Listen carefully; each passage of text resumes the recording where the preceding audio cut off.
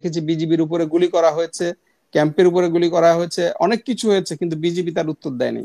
আমি যখন তাদের সাথে কথা বলতে গিয়েছি, তখন তারা বলেছে না, তাদের কোনো পারমিশন নাই, এটা একেবারে উপর থেকে এই নির্দেশ না আসা পর্যন্ত তারা গুলি করতে পারবে না।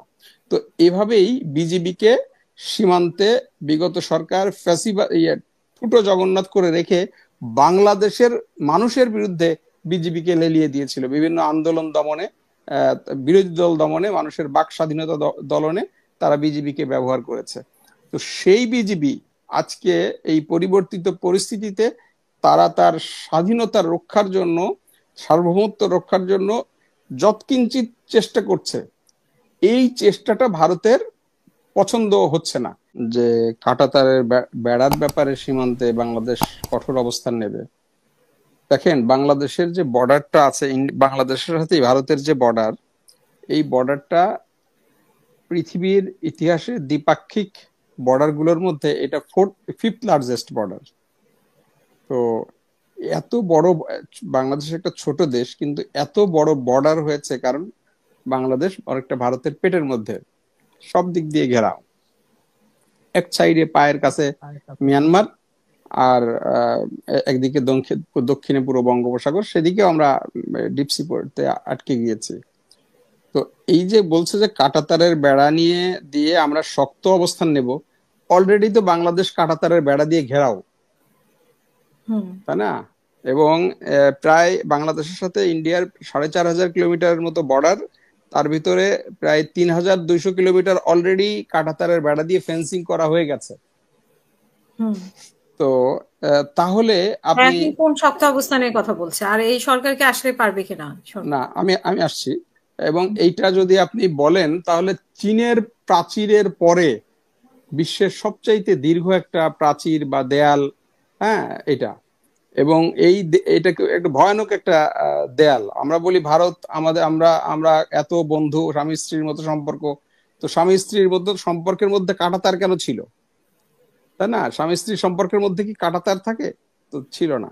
তো তাহলে এই যে আজকে আমি বলছি যে আমরা শক্ত অবস্থান নিব, এটা সামান্য কয়েকটা জায়গাতে তারা করতে যাচ্ছে। আমি বলছি না যে করা উচিত, বাট তারা বিজিবি বিগত ফ্যাসিবাদী সরকারের আমলে বিজিবিকে সীমান্তে পিঠ দেখাতে বলা হয়েছে।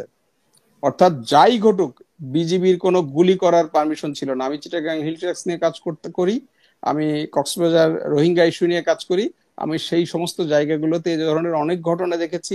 আমি দেখেছি বিজিবির উপরে গুলি করা হয়েছে, ক্যাম্পের উপরে গুলি করা হয়েছে, অনেক কিছু হয়েছে, কিন্তু বিজিবি তার উত্তর দেয়নি।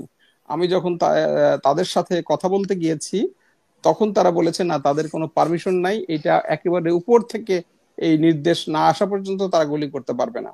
তো এভাবেই বিজিবিকে সীমান্তে বিগত সরকার ফুটো জগন্নাথ করে রেখে বাংলাদেশের মানুষের বিরুদ্ধে বিজিবিকে লেলিয়ে দিয়েছিল বিভিন্ন আন্দোলন দমনে, বিরোধী দল দমনে, মানুষের বাক স্বাধীনতা দলনে তারা বিজিবিকে ব্যবহার করেছে।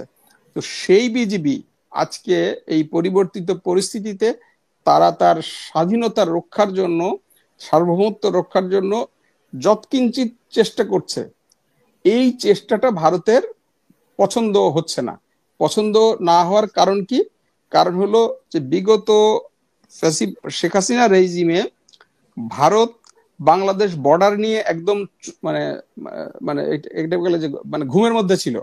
তারা চোখে মানে নাকে সর্ষের তেল দিয়ে ঘুমিয়েছিল। তো সেইখান থেকে 5 তারিখের পরে ভারতকে কিন্তু বাংলাদেশের বর্ডার নিয়ে ভাবতে হচ্ছে। ভাবতে হওয়ার কারণে আমরা ভারতীয় মিডিয়াতে দেখতে পাচ্ছি যে ভারত বিএসএফ এ, বাংলাদেশ বর্ডারে বিএসএফ এ তারা বিপুল পরিমাণ শক্তি বৃদ্ধি করেছে। এবং শুধু তাই না, আমাদের সীমান্তে ভারতীয় সেনাবাহিনীর যে সমস্ত মানে ইয়েগুলো আছে, ক্যাম্প গুলো আছে, সে ক্যাম্পেও আপনার মানে নতুন করে সেনা সদস্য দিতে হয়েছে। তো এই যে এর মধ্যে দিয়ে তার কিন্তু একটা ডিফেন্স লাইন যে তারা মানে শক্তিশালী করতে গিয়ে তার কিন্তু বাজেট বেড়ে গেছে, বা অন্য দিক থেকে সৈন্য তাকে এখানে আনতে হয়েছে। তো অন্য জায়গায় একটা গ্যাপ তৈরি হয়েছে, যেটা ভারত আসলে চায়নি বা চায় না, বাট যেটা ভারতের পছন্দ না।